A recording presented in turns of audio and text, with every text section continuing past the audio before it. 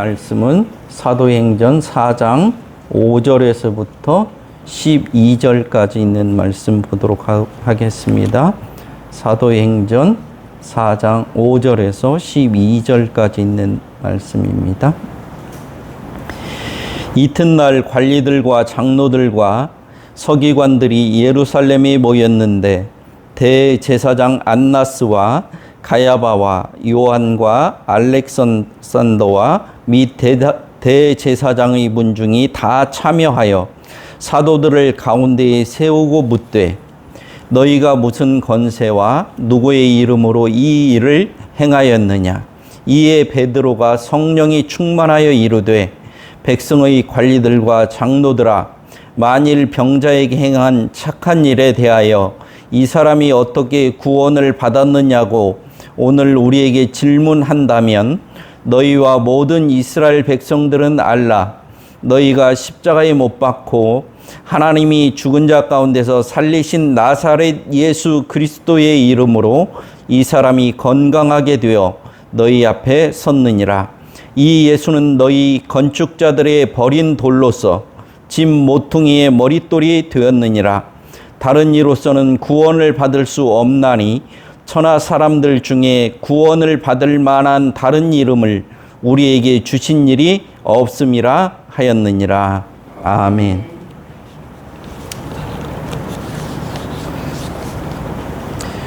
오늘은 나사렛 예수 그리스도의 이름으로라는 주제로 여러분들과 함께 하나님의 말씀을 살펴보도록 하겠습니다. 제가 성경에 있는 내용을 설교하면서 늘 그 시대적 배경들을 설명하는 이유는 성경이 역사적으로 실제 있었던 그런 사실이라고 하는 것을 여러분들에게 말씀드리고자 해서입니다.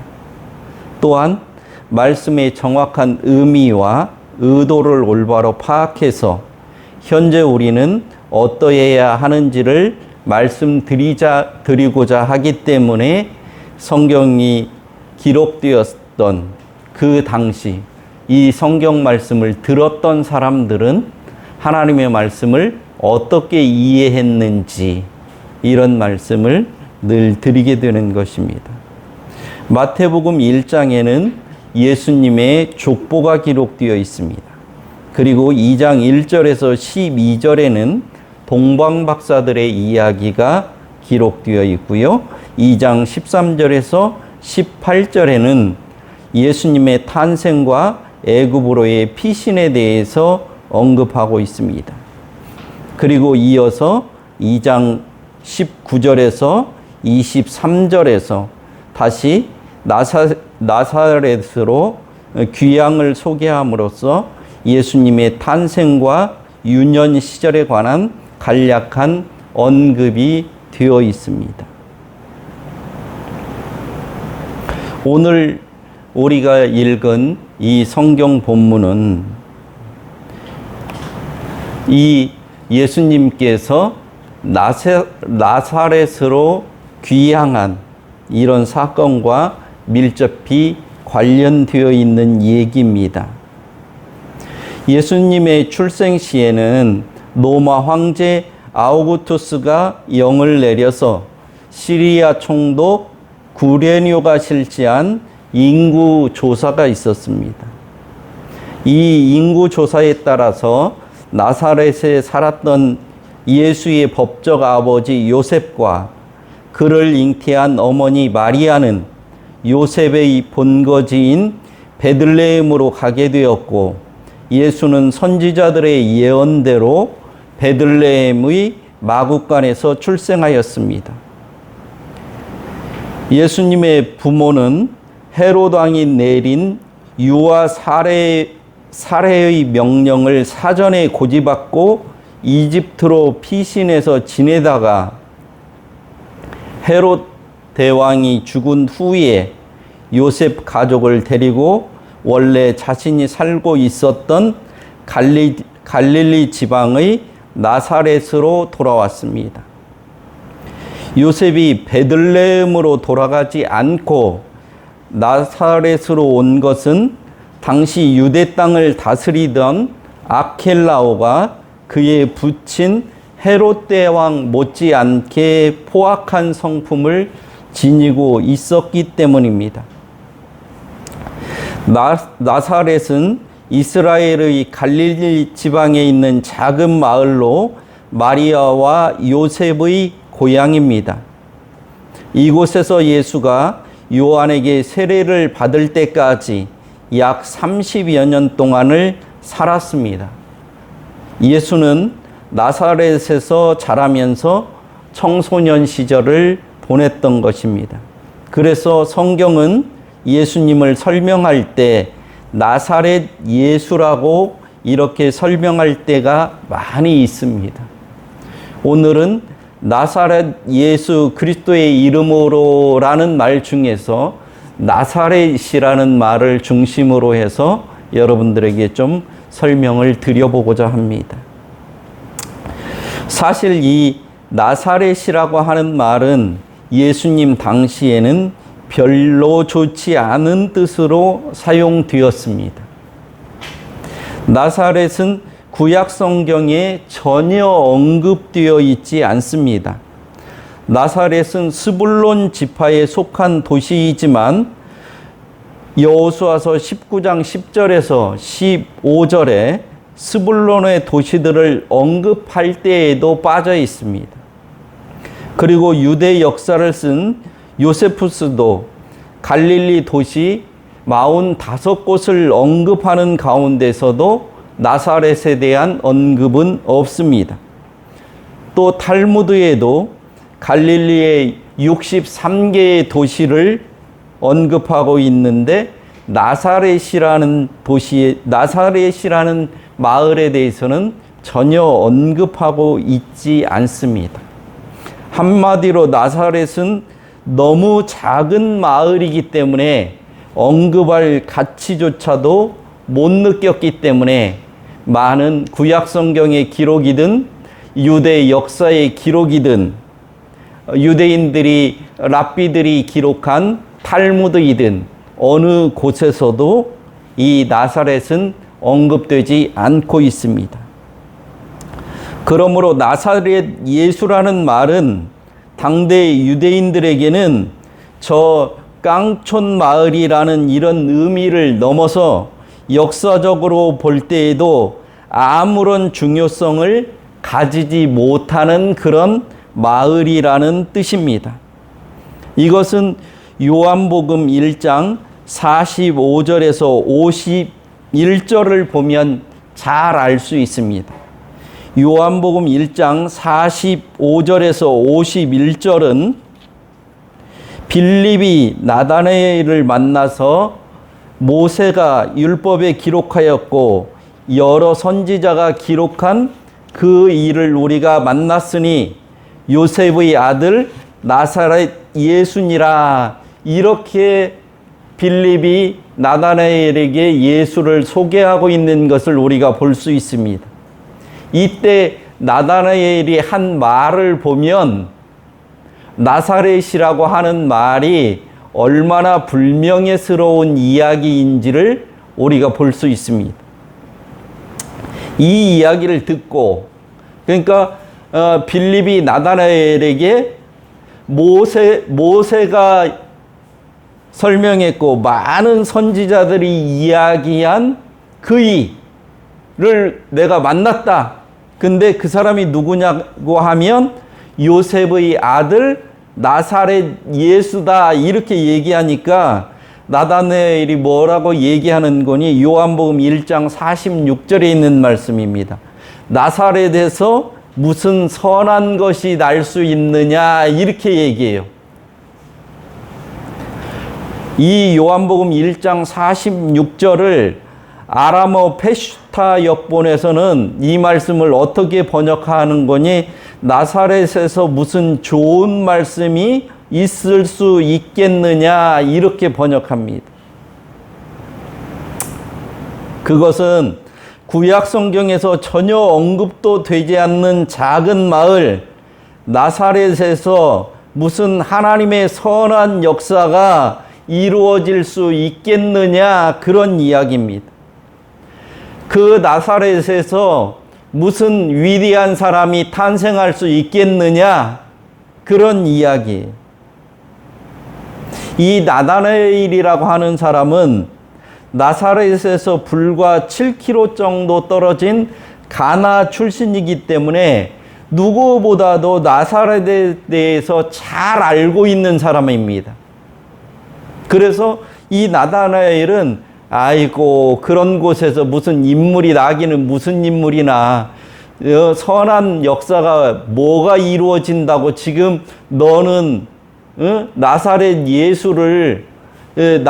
예수가 모세가 이야기한 사람이고 선지자들이 얘기한 그런 사람이라고 지금 나한테 이야기하느냐, 이렇게 말하고 있다, 이 말입니다.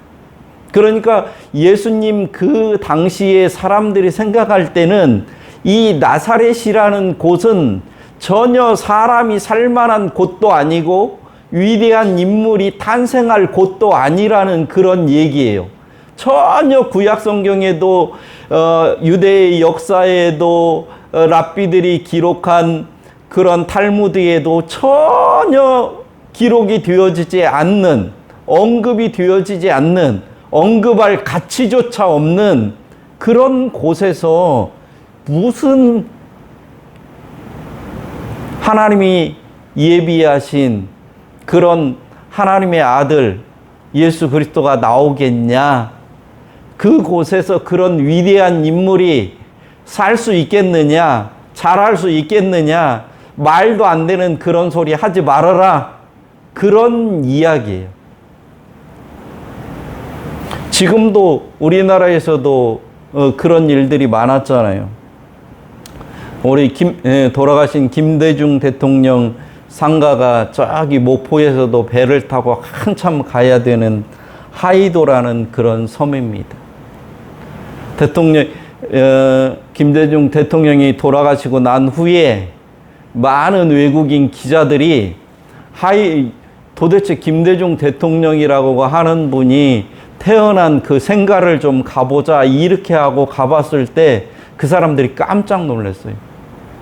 이런 섬에서 어떻게 그런 대통령이 도대체 탄생될 수 있느냐, 이렇게 놀랬단 말이에요. 지금도 이 김대중 대통령이 태어나신 그 생가 하이도를 가려고 하면 하루에 다녀올 수가 없습니다.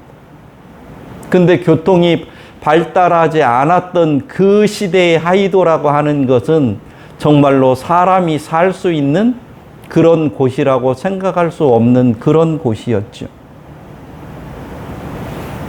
또 노무현 대통령도 마찬가지셨어요.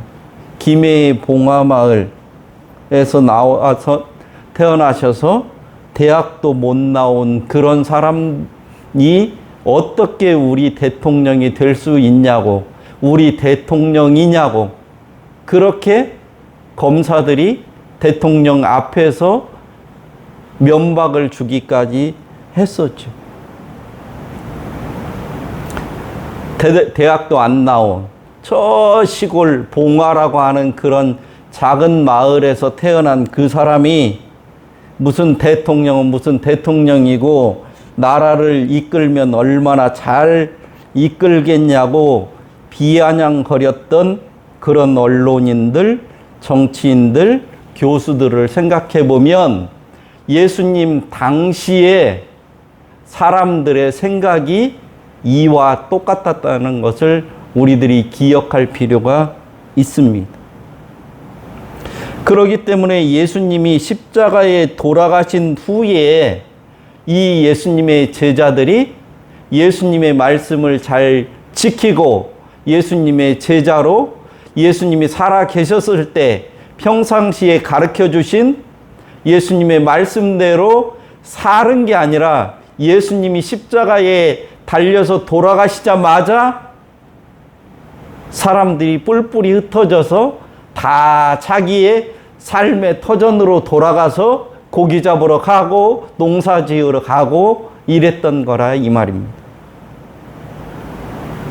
심지어는 예수님께서 십자가에 달리셨을 때 쓰인 명패에도 뭐라고 쓰여 있는 거니?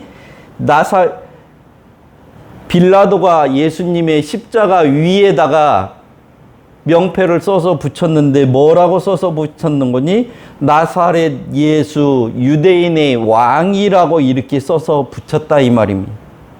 나사렛 예수도 유대인의 왕도 조롱조가 담겨 있는, 예수를 아주 조롱하는 그런 표현으로 쓰여진 말입니다. 저 시골 동네 아무도 기억하지 않는, 기억할 수 없는 그런 동네 출신 예수, 다른 나라의 지배를 받는, 독립되지도 못한, 왕이 있을 수 없는 나라의 왕, 이렇게 해서 정말로 예수를 조롱하고 말할 수 없는 모욕을 준 그 명칭이 나사렛 예수 유대인의 왕이라는 말입니다. 빌라도는 예수님의 십자가 위에다가 이런 명패를 붙여줬던 것입니다. 나사렛은 그만큼 작고 보잘것없는 도시였습니다. 성경에 거론되지 않던 작은 동네 나사렛, 당대 그 어떤 유대인도 인정하지 않던 보잘것없는 가난한 동네가 나사렛이었습니다. 그런데 요셉의 일가가 나사렛으로 귀환함으로 예수께서 나사렛 사람이라 불리리라는 성경의 예언이 성취된 것입니다. 가난 때문이었든 정치적 보복이 두려워서였든 예수님은 나사렛에서 살 수밖에 없었습니다.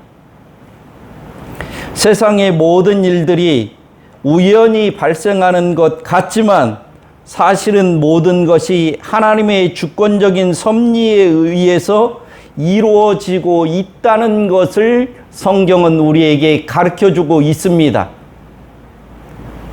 예수님의 아버지가 아켈라오가 살아있어서 무서워서 베들레헴으로 못 가고 아무도 기억하지 못하는 그런 깡촌, 자기의 고향 나사렛으로 자기의 아들 예수를 데리고 갈 수밖에 없었지만 사회적 환경에 의해서 그렇게 되어질 수밖에 없다고 사람들은 그렇게 생각하겠지만 하나님은 이미 이 일이 그렇게 되어지기 전에 예수님은 갈릴리 사람이라고 불릴 거라고 이미 말씀하셨고 그렇게 되게 하셨다는 말입니다.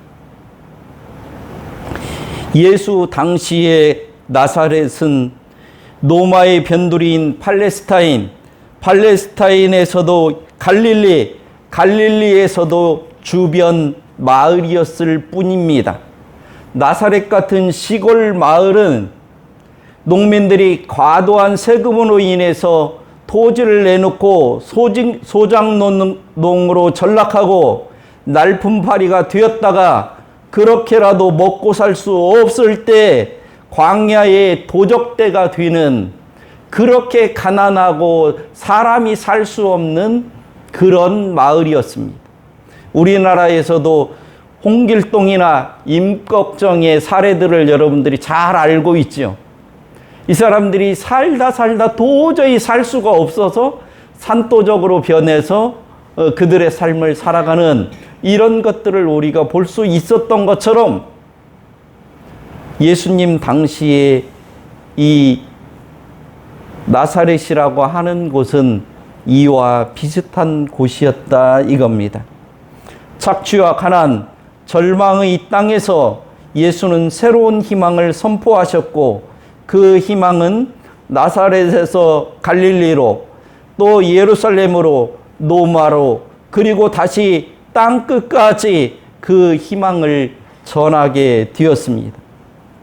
복음서보다 앞서 기록된 책들에는 나사렛이라는 지명이나 단어는 보고된 바 없지만 이제는 그 누구도 나사렛을 조롱하는 그런 의미로 사용하고 있지 않습니다. 이름 없고 볼품 없는 시골 마을이 예수님과 연관되면서 모든 사람이 한 번쯤 가보고 싶어 하는 그런 마을로 변해진 것입니다. 나사렛에서 무슨 선한 것이 나올 수 있겠냐는 조롱 섞인 말, 비하하는 말에 대한 대답으로 나사렛에서 예수가 나오셨다. 우리의 구세주가 자란 곳이다. 나사렛에서 얼마든지 선한 것이 나올 수 있다. 이렇게 말할 수 있게 되었다는 말입니다. 나사렛이라는 장소가 중요한 것이 아니라 하나님의 아들 예수 때문에 이렇게 되었다는 것을 우리들이 기억해야 됩니다. 우리도 가장 크고 전통 있는 장로 교단에 속해 있는 교회여서가 아니라 예수가 성경이 제대로 증거되는 교회여야 한다는 사실을 명심해야 합니다. 지금은 예수를 거부하는 세상입니다. 예수를 불편해하는 사람들이 판치는 세상입니다. 코로나19가 3년여 동안 진행되면서 인간들은 자기들이 쌓아놓은 부와 재물과 성공들이 별 볼 일 없는 허망한 것이라는 것을 깨닫고 있습니다. 우크라이나에 대한 러시아의 침공 때문에 벌어지고 있는 전쟁은 인간의 잔인함과 이기심이 어떤 것인지를 생생하게 가르쳐주고 있습니다. 나사렛 예수의 가르침만이, 성경의 진리만이 인간을 인간답게 살 수 있도록 해주는데 인간들은 그것을 거부하고 엉뚱한 곳에서 진리를 구하고 살 길을 찾고 있습니다. 목사들도 신자들조차도 패거리 정치에 함몰되거나 세상 풍조에 떠밀려서 신앙과 양심에 따른 선택과 결정과 삶이 아니라 하나님과는 전혀 무관한 삶을 살고 있는 것이 현실입니다. 중세시대 유럽 인구의 3분의 1이 죽어나갔던 흑사병은 인간의 무능함과 허무함을 적나라하게 보여주었습니다. 장례를 치르는 것보다도 더 많은 시체들이 쌓여가면서 인간의 몸이, 인간의 삶이 별것이 아니라는 것을 깨닫게 해주었습니다.